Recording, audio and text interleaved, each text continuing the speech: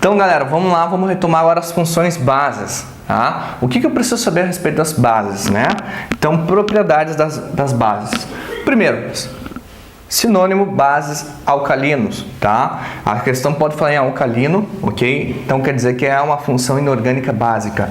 Segundo Arrhenius, né? Nós já vamos ver a regra segundo Arrhenius, mas algumas propriedades para a gente ter uma noção. Ao reagir com ácido, produz sal e água, tá? Depois a gente vai ver a função. Essa água, é a função óxido, tá?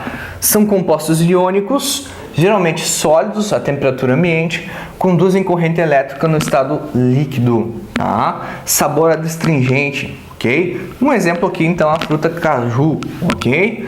O que vai dizer Arrhenius? São espécies químicas em solução aquosa, formam exclusivamente o íon H-, chamado hidroxila. Então aqui, por exemplo, o NaOH, ao dissolver em água, tá? Ao dissociar em água, vai formar Na ou H-. Então, uma das características principais na hora de identificar, te dar as fórmulas, a presença da hidroxila no final da fórmula é a função base, tá? Como é que vai ficar a classificação da solubilidade? Então, eu vou ter aqui, ó, solúvel, pouco solúvel, praticamente insolúvel. Bases solúveis são metais alcalinos e amônia, ok? Pouco solúveis são bases de metais alcalinos da família 2, porque alcalinos terrosos é família 2 e alcalinos família 1. E praticamente solúveis são as demais bases. Vamos ver isso com exemplos para vocês entenderem bem, porque essa regra é geral. Então tenho 3 exemplos aqui para mostrar para vocês. O NaOH, SrOH2, FeOH2, tá? Então, tabela periódica aqui para situar vocês aqui no canto, só para vocês retomarem. Se for elementos da família 1, o metal da família 1 é considerado solúvel. Então, isso vai ser o caso aqui do primeiro, NaOH. O NaOH, o Na é da família 1. Então, se ele é da família 1, vai ser metal, então ele é considerado solúvel. A resposta da primeira é solúvel. SrOH2. Se tu não tivesse tabela, ainda às vezes ajuda quando tem o 2 ali, mas nem sempre, tu vai ver no próximo exemplo. Aqui, o estrôncio é da família 2. Família 2, ó, metais alcalinos terrosos são da família 2, são bases pouco solúvel, ok? E o FeOH2 é ferro. Se tu for ver, aí tu vai pensar, é família 2. Não, na questão ele não é família 2. Olha aqui, ó, na família tá 3, 4, 5, 6, 7, 8, família 8.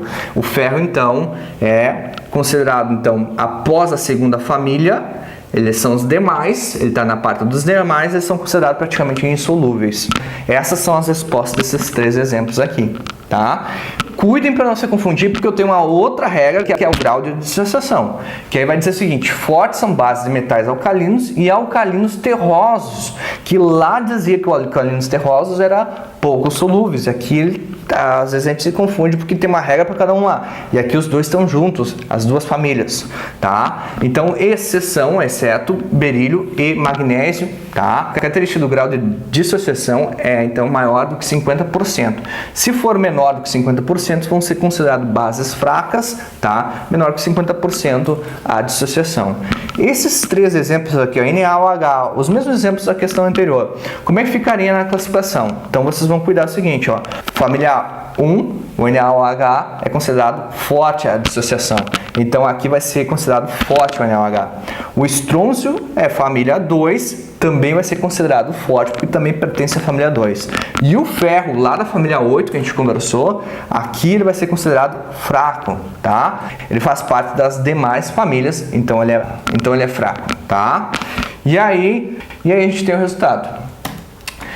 Um exemplo, então, de base é o leite magnésio, tá? É o nome popular do leite magnésio, que é usado como laxante muscular, ele é usado também como antiácido, né? Então, aquela questão estomacal, tu utiliza, então, esse leite magnésio, que é conhecido como hidróxido de magnésio.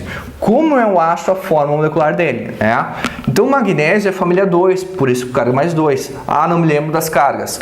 Pessoal, lá nos vídeos de ligações iônica, vai aparecer para vocês, nas ligações químicas em geral, as cargas, né? Porque eu preciso fazer as formas moleculares. Então, aqui já aparece de novo uma coisa que, então, é um requisito que lá das ligações químicas você já tem uma ideia. Então, o Mg é família 2, carga da família 2, mais 2, é um metal. O OH, os dois juntos, né? Esses dois átomos juntos, tem carga menos 1.